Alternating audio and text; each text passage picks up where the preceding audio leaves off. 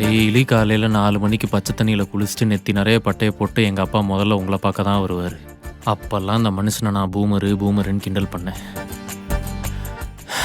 இப்போ நானே பூமர் ஆயிட்டேன். நான்லாம் எந்திரிக்கிறதே காலைல 8 மணிக்கு தான். அழகாக எங்கள் அம்மா டிஃபன் செஞ்சுட்டு வந்து என் கையில் கொடுக்கும். இப்போ பாரு, நானே எந்திரிச்சு நானே எல்லா வேலையும் பார்த்து எல்லாம் என் நேரம் பாத்தியா. கடைசியில் நானும் எங்கள் அம்மா மாதிரியே புலம்புறேன். ச்சே, எல்லாரையும் காப்பாத்துப்பா, என் பொண்டாட்டியை தவிர.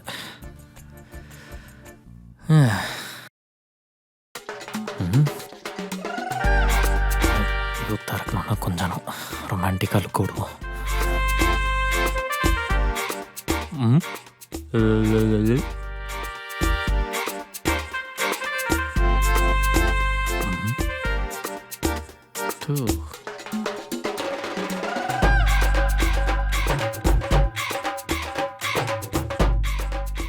நீ சாதாரணமாக வந்தப்பவே யூத்து மாதிரி தெரிஞ்ச, ஆனால் அந்த ட்ரெஸ்ஸை வச்சு என்னென்னமோ பண்ண பார்த்தியா, தாய்க்கிழவி தாண்டி நீ.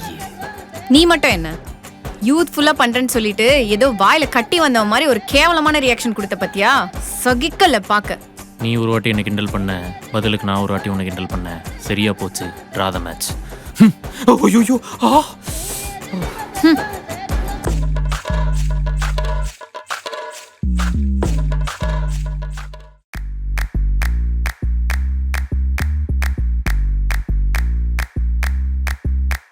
ஹாய், நீங்க தான் புதுசா குடி வந்திருக்கீங்களா?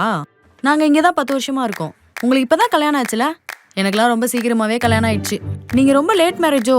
ஹலோ இருங்க. நீங்க பாட்டுக்கு வந்ததுல இருந்து பேசிக்கிட்டே இருக்கீங்க. அதுவும் நீங்களே கொஸ்டின் கேட்டு நீங்களே ஆன்சர் பண்ணிக்கிறீங்க. அப்ப நான் எப்படி பேசுறது? இல்ல, இந்த வீட்டுக்கு வந்ததுல இருந்து நான் உங்களை பார்த்துட்டு தான் இருக்கேன். உங்க டீடைல்ஸ்லாம் நான் கலெக்ட் பண்ணி தான் வச்சிருக்கேன். கலெக்ட் பண்ணிருக்கீங்களா? இப்படி பக்கத்து வீட்டுல குடி வரவங்களை வேவ் பார்த்து அவங்கள பத்தி புரணி பேசுறதா உங்களுக்கு வேலையா? ஐயோ, அப்படிலாம் இல்லைங்க. தெரிஞ்சு வச்சுக்கிட்டா நாளை பின்ன யூஸ் ஆகும்ல. ஓ சரி. ஆமா, நீங்க என்ன வேலை பாக்குறீங்க? நான் இங்கே தாங்க பக்கத்தில் ஹாஸ்பிட்டலில் இன்சார்ஜாக இருக்கேன். ஓ ஓகே. நல்லா போதா ஒர்க்லாம்? ஆமாங்க, வேலை ரொம்ப டைட்டாக போகுது. முன்னெல்லாம் ஒருத்தர் 2 பேர் வருவாங்க, இப்போ 200-300 பேர் வராங்கங்க. அப்படி என்ன பிரச்சனை உங்களுக்கு? அதெல்லாம் ஒன்றும் இல்லைங்க. இப்போ எங்கெங்க சீக்கிரமாக கல்யாணம் ஆகுது? ஒரு பொண்ணுக்கு கல்யாணம் ஆகணும்னா அவள் பொண்ணாக இருந்தால் போதும். ஆனால் ஆம்பளையாக இருந்தால் ஃபர்ஸ்ட் ஸ்கூல் போகணும், அப்புறம் காலேஜ் போகணும், அடுத்து வேலைக்கு போகணும், அதுக்கு ஒரு நல்ல வேலை கிடைக்கணும். வேலை தேடுறதுலேயே பல பேர் சிக்கி சின்ன பண்ணமாயி அவங்க எனர்ஜி எல்லாம் இழந்துடுறாங்க. 10 குறைக்கு தம்மு போட்டு மனசு ப்ரெஷர் ஆகுதுன்னு சரக்க போட்டு டெய்லி வண்டியில போய் 5 மணி டிராஃபிக்ல நஞ்சி டெய்லி இதே ரொட்டீனை பண்ணி காலு சைடு வாங்கி கழுத்து சைடு வாங்கி உடம்புல இருக்கிற எல்லா பார்ட்ஸும் சைடு வாங்கி செத்து கருமாறி ஆகும்போது தான் கல்யாணமே பண்றாங்க. லேட் மேரேஜ் பண்ணிட்டு பேரண்ட் ஆகுறாங்களோ இல்லையோ, ஸ்ட்ரைட்டா பேஷண்ட் ஆயிடுறாங்க. என்னங்க சொல்றீங்க? அதனால தாங்க இப்படி லேட்டா மேரேஜ் பண்ற பல பேர் குழந்தை இல்லாம அவதிப்படுறாங்க. ஆமாங்க, நீங்க வேற லேட் மேரேஜ்னு சொல்றீங்க, பாத்துக்கோங்க. சரிங்க, நான் வரேங்க.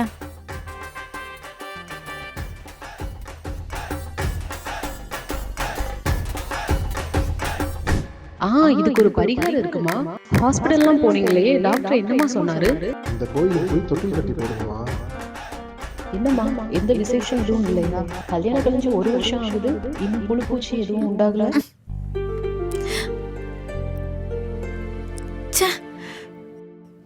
புழுப்பூச்சி வேணா போய் தோட்டத்துல பாருங்கடா.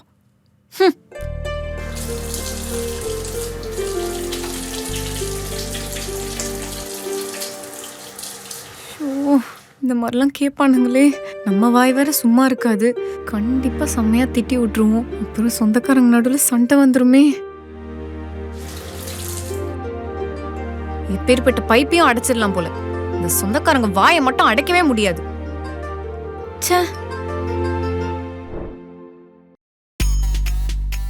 என்னம்மா, உன் ஹஸ்பண்ட காணோம்? வேலைக்கு போயிருக்காரு.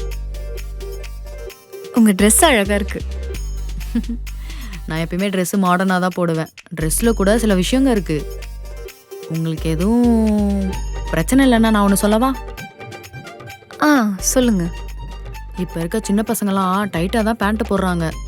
இதே வயசாக தொலைன்னு போட ஆரம்பிச்சிடுறாங்க. காட்டன் பேண்ட்டை போட்ட பிறகு நல்லா காத்தோட்டமாக இருக்கு. ஏன் உட்காந்து ஜீன்ஸ் பேண்ட்லாம் போட்டுட்டு இருக்கிறது? அதே வீட்ல இருக்கும்போது பேண்ட்டும் போட மாட்டாங்க, லுங்கி தானே கட்டிட்டு இருப்பாங்க. இப்படி எல்லா பக்கமும் காத்து போகும்போது தான் நிம்மதியா இருக்கே. என்னம்மா ஆச்சு? ஆ, இல்லக்கா, நீங்க சொன்ன மாதிரியே எங்க வீட்டுக்காரரும் வீட்ல இருக்கும்போது லுங்கி தான் போட்டுட்டு இருப்பாரு. கேட்டா ஃப்ரீயா இருக்கு, நிம்மதியா இருக்கு அப்படின்னு சொல்வாரு. இப்ப எல்லாம் அந்த மாதிரி தாம்மா இருக்கும். குழந்தை இல்லாம இருக்கும்போது தான் நிம்மதி இல்லாம இருக்கும். அதுக்கப்புறமா பைக்ல பசங்க கிக்கர் அடிச்சு ஸ்டார்ட் பண்ற ஸ்டைலே தனி. ஆனா இப்ப இருக்கிற பசங்க அதுக்கு கூட தெம்பு இல்லாம செல்ஃபை நம்பி இருக்காங்க. ஏ கன்னிகா, கடைக்கு போயிட்டு வந்துடுறேன்டி. கன்னிகா, ஃப்ரெண்ட்ஸை பார்த்துட்டு வந்துடுறேன்டி. செல்ஃப் எடுக்க மாட்டேங்குது. கன்னிகா, இந்த செல்ஃப் ஒர்க் ஆக மாட்டேங்குது. நான் போய் மெக்கானிக் ஷாப்ல விட்டு வந்துடுறேன். ஏமா உட்காந்து கிக்கர் அடிக்கிறது? அவங்களுக்கு செல்ஃப் ஸ்டார்ட்லாம் எடுக்காதுமா. அக்கா, என்ன வார்த்தை பேசுறீங்க? அது இல்லம்மா, அடிக்கடி யூஸ் பண்ணி செல்ஃப் ஸ்டார்ட் எடுக்காதுல, அதை சொன்னம்மா. அதே மாதிரி வயசாக வயசாக வீக் ஆயிட்டே இருக்காங்கன்னு அர்த்தம். பார்த்துக்கோங்கம்மா, நான் வரேன். எங்க எங்க எங்க எங்க எங்க எங்க கடைக்கு போறீங்களா? இல்ல, கரையா மருந்து வாங்க போயிட்டு இருக்கேன். ஏங்க? கடைக்கு தான் போறேன். சொல்லு. ஒன்றும் இல்லை, 30 வயசு தாண்டுதுல போன்ஸ் எல்லாம் வீக் ஆகிடுமா. அதனால கடைக்கு போய் நல்ல ஹெல்த்தியான ஃப்ரூட்ஸு, வெஜிடபிள்ஸு, அப்புறம் இந்த முட்டை, இந்த மாதிரி நல்லா சத்துள்ள காய்கறியாக வாங்கிட்டு வரீங்களா? அதெல்லாம் சாப்பிட்டா நல்லா தெம்பா இருக்கலாம். ஏய், என்ன பார்த்தா என்ன கெல்ட்ட பையன் மாதிரி இருக்கா? வயசு தான் 30ஆவது, மனசளவுல நீ இளமையா தான் இருக்க. இங்க பாரு, ஏஜ் இஸ் ஜஸ்ட் நம்பர். இன்ஸ்டாகிராம்ல இருக்கிற பிரீத்திங் சேலஞ்ச் எல்லாமே பண்ணிடுவேன். பேனிக் ஆகாதீங்க, இருங்க. நான் அப்படி சொல்லல, எனக்கும் தானே 30 வயசு தாண்டுது.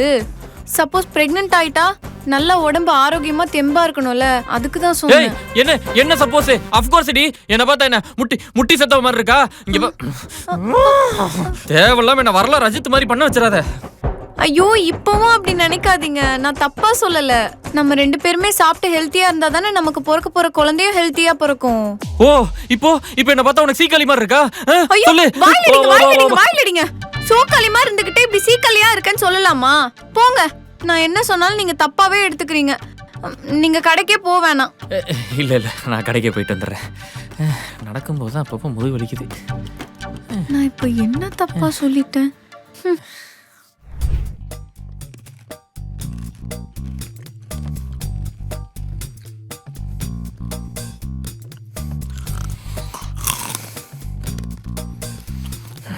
என்னே வாடி முட்டி சத்தவன் சொல்ற.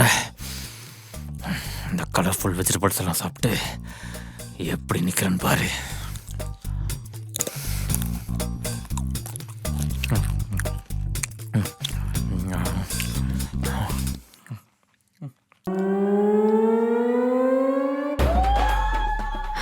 ஐயோ, பூச்சு. சொந்தக்காரெல்லாம் கேள்வி கேட்டுக்கிட்டே இருப்பானுங்களே. இனிமே கல்யாணத்துக்கு போனாலும் சரி, கருமாதிக்கு போனாலும் சரி, எல்லாரும் இதே கேள்வியா கேட்பானுங்க. இல்ல, இதுக்கு ஒரு முடிவு கட்டியே ஆகணும்.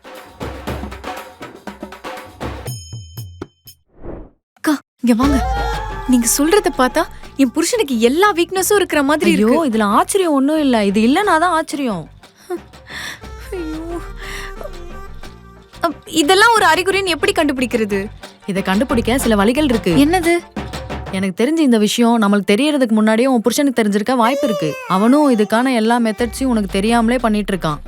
சரி, அதை எப்படிக்கா கண்டுபிடிக்கிறது? ஃபர்ஸ்ட் உன் புருஷனோட மொபைலை போய் செக் பண்ணு. எவன்டா பிளக் பாயிண்ட் எவ்வளோ தூரத்தில் வச்சது? இப்போ திரும்பி எந்திரிக்கிறது எவ்வளோ பெரிய வேலை தெரியுமா? 30 வயசானாலும் இப்படி தான் போல.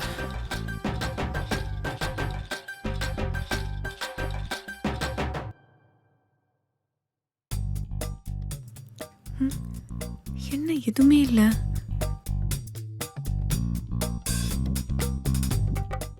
அதுலயும் கிடைக்கலனா உன் புருஷனோட தலைவாணி கடியில போய் செக் பண்ணு.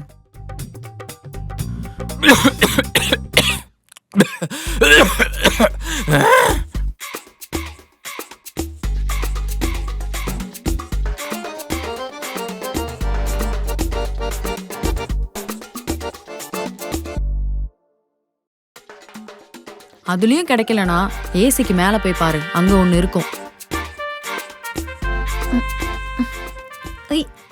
கர்மம். ஏதோ இருக்கே, என்னது? இளமைக்கு திரும்ப வேண்டுமா?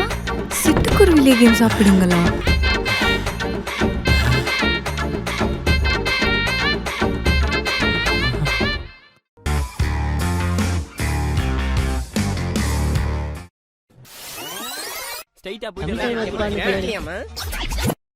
நாங்க ஒரு நரி கூட்டம். எனக்கு கூட அழகு.